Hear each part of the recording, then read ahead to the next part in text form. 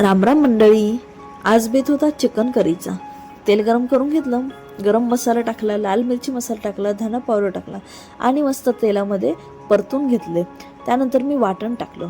मी नॉनव्हेजसाठी किंवा चिकन मटनसाठी माशांसाठी कुठलं वाटण वापरते हे जर माहिती करून घ्यायची असेल तर कमेंट बॉक्समध्ये नक्की कळवा। वाटणालाही छान तेल सुटेपर्यंत हलवून घेतलं आणि त्याच्यामध्ये चिकन टाकून घेतले। मी मीठ वापरलेलं नाही आहे कारण मी आळणी पाण्यामध्ये ऑलरेडी मीठ टाकलेलं होतं। जर तुम्हाला वाटलं मीठ कमी आहे तर तुम्ही वरून मीठ ॲड करू शकता।